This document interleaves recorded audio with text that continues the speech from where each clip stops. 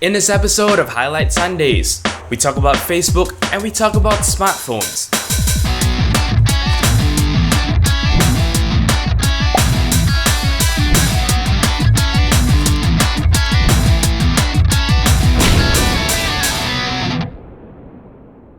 Hello and welcome back to Highlight Sundays. It is the 40th week of 2012 and here are your highlights. Our first item this week is of course our PS8. You may or may not have seen this, but a good amount of people have been posting this on their Facebook wall. To very briefly describe this, apparently some new law or policy has been passed that allows corporate entities to use the stuff you post on Facebook. What people believe is that by copying and pasting that illegal text and posting it onto their Facebook wall, it actually, prevents that from happening. I'll link you to an article in the video description which tells you precisely why that is not how things work. However, if you want a very quick rundown, here's a very quick summary. The whole point behind saying why that post on your wall will not work is very simply because you are using Facebook. And because you are using Facebook, it means you've actually agreed to the Facebook privacy policy. And the policy itself states that Facebook and certain other entities actually have permission to use your information. And that of course means that what you post on your wall will not change that. For the very simple reason that by creating an account, you have agreed to the Facebook privacy policy. I'm not explaining this very well, but if you want to know the full details, remember to head over to the article in the video description. Remember that a rule of thumb is this: you can just assume that whatever you post on the internet will eventually become public. So if it's something that you don't think you want the public to see, keep it off the internet. Our second article today comes from Lifehacker, entitled "Fix a Loose Micro USB Port Using a Sharpened Toothpick." Here's the deal.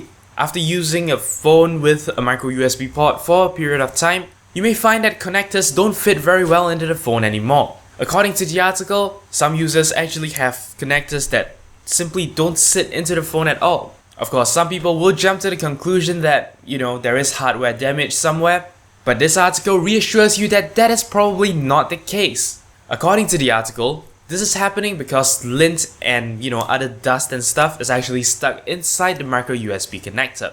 All you need to do is to get a little toothpick to, dig all that dirt out. You probably will not get a connector that behaves as if it's brand new, but at the very least your cables should start fitting again. Our third article, still pertaining to smartphones, comes from none other than Engadget. This article is entitled "Sharp Begins Production of 1080p Displays for Smartphones." Yes, that's right. People have been cramming more and more pixels into smaller and smaller spaces. It has of course been a while since we are having smartphone displays with 300 pixels per inch and up. Most of these are approximately 720p displays fit into a 4-inch plus area, and they produce images that are really crisp and clear. However, the boundaries are being pushed again. And this time what Sharp has done is that they have crammed a whopping 443 pixels per inch. That is a 5-inch 1080p display. Just to recap, we're talking about 1920 pixels by 1080 pixels, all crammed into a tiny little 5-inch space. I'm looking forward to, hearing more about this display. From what I understand, none of the present smartphones or the smartphones that are coming out soon are actually using this technology yet. So I suppose we have to wait quite a few more months before we can actually see this technology in action. Our last article today comes from Lifehacker, titled "How Much Energy a Smartphone Uses in a Year and How It Affects Your Budget."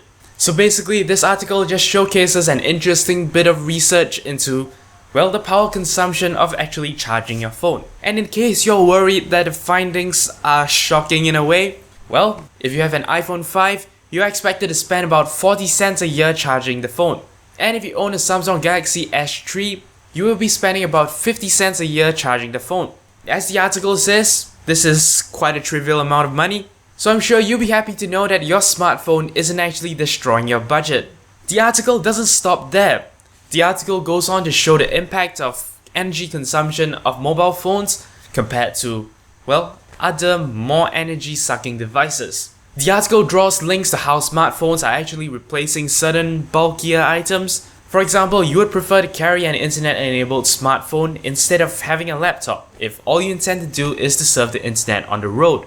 The implications of this in energy terms is that, you use less power. It is of course not hard to see that it takes more energy to charge a laptop as opposed to a cell phone. You may be wondering how much more energy exactly is my laptop using as compared to my phone.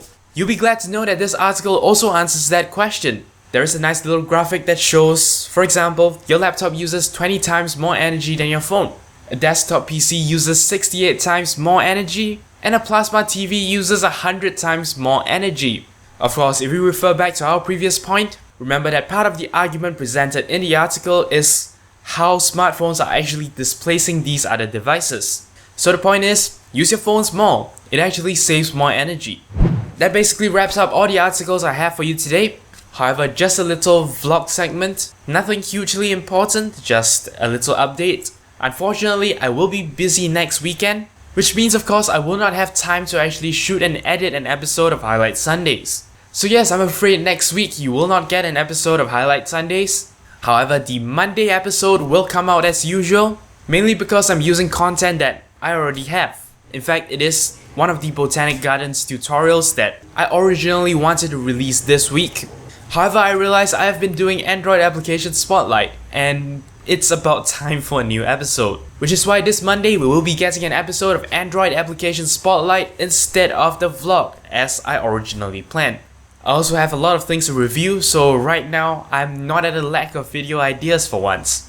So yeah, of course I will ration out these ideas, and you will see all these videos in their due time. But that's all there is for today's episode of Highlight Sundays. As always, if you have any comments, queries or suggestions, and especially if you have anything to share for the 42nd week of Highlight Sundays, remembering that the 41st episode will not be coming out, please do feel free to leave a comment in the comment section below. I will of course do my very best to read and reply to every comment posted.